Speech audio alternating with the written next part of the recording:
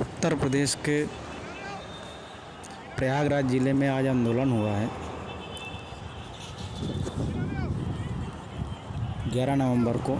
इसमें क्या हुआ है कि आर ओ एक वैकेंसी आई थी 2023 में दिसंबर मंथ में, तो उसका एग्ज़ाम की डेट हर मंथ में निकाली जा रही है और टाली जा रही।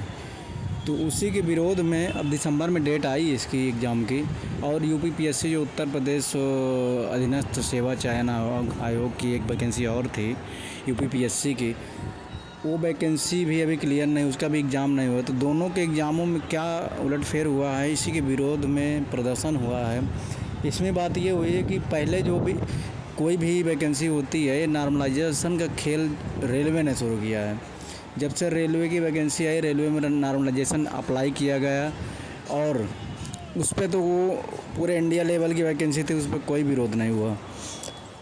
लड़के खुश थे कि कम लड़के वाले का भी सिलेक्शन हो जा रहा है, ज़्यादा वाले का नहीं होता है। इसमें ये होता है नॉर्मलाइजेशन के खेला में, यही होता है। तो उसमें जोन वाइज वैकेंसी होता है, तो मामला अलग होता है। तो ये लेकिन उत्तर प्रदेश में जो वैकेंसी है ओनली स्टेट लेवल की है, इसमें कोई जोन नहीं होता है। तो जो वैकेंसी होती है उसमें अगर किसी कम लड़के का होता है, कम नंबर रॉ मार्क, जो कम मेहनत किया है, उसका नॉर्मलाइज में नंबर बढ़ गया, वैकेंसी उसको मिल गई, नौकरी मिल गई, तो जो ज़्यादा नंबर वाला उसको नहीं मिली, उसका नंबर कम हो गया। तो इस विरोध में ही, नॉर्मलाइजेशन का विरोध के लिए ही यहाँ बच्चे उतरे हैं। उनका कहना है कि जैसे प्रक्रिया पहले एक शिफ्ट में पेपर होता तो वैसे ही कराई जाए। 2-3 शिफ्ट में होगी वैकेंसी का एग्ज़ाम, तो उसमें नॉर्मलाइजेशन होना ही है, वही एक प्रक्रिया ही है। यूपी पेट में भी देखा गया, उसमें भी नॉर्मलाइजेशन किया गया। यूपी में रोज़गार से संबंधित तो बहुत बुरा हाल है, क्योंकि सरकारी नौकरी इस समय मिलना बहुत बड़ी मुश्किल है, क्योंकि सारा डिपार्टमेंट आउटसोर्सिंग कर दिया गया, जो कि 11 मंथ के लिए ही आपको रखा जाएगा। यही सरकार की मंशा है कि सरकारी नौकरी बच्चों को दिया ही न जाए। सारी वैकेंसी कोर्ट में फंसी पड़ी हुई हैं। एक शिक्षक भर्ती 69,000 थी, कितने बार कोर्ट गई, फिर सरकार के पास गई, फिर कोर्ट गई। यही चल रहा है, योगी सरकार में यही चल रहा है। मैं ये नहीं कह रहा हूँ कि अन्य सरकार भी आए, लेकिन इसमें भैया उत्तर प्रदेश का तो यही हाल रही लागत अब आए वाले समय में।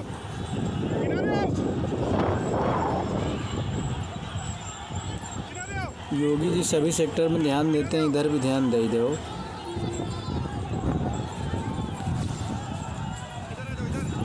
यही एक सेक्टर है जो कोई भी नेता बात नहीं करना चाहता, क्योंकि जान रहा है कि मेरी भी सरकार आएगी तो मुझको भी रोज़गार नहीं देना है। यही सारे राज्यों का, इंडिया के सभी राज्यों का यही हाल है।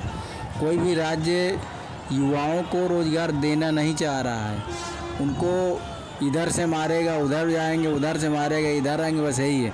क्या होता है कि जो गांव के मिडिल क्लास के लोग, वो लोग भी नहीं समझ पा रहे हैं। वो लोग 2-3 योजनाओं पे फोकस किए हैं कि हाँ नहीं योगी सरकार, मोदी सरकार बहुत अच्छी। अगर योगी सरकार का नाम आता है तो जब ये विकास की बात आती है तो योगी जी का बजट का 1 भी रुपए का विकास नहीं होता है। वो जो हाईवे बन रहे हैं वो भी सेंट्रल गवर्नमेंट के प्रोजेक्ट होते हैं, जो कि विदेशों से कर्ज लिया गया हुआ है।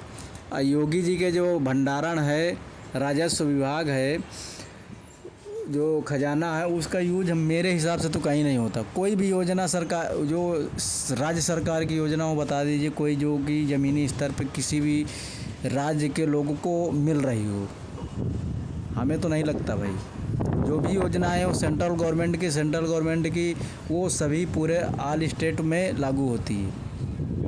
राज्य सरकार की कोई स्कीम नहीं, ना तो आप विकास कर पा रहे हैं, ना तो अपने जो भी बजट होता है उसका यूज करते हैं, ना आप नौकरी देना चाह रहे हैं, आउटसोर्सिंग से करवा रहे हैं। तो क्या करना चाह रहे हैं यही नहीं समझ में आ रहा है।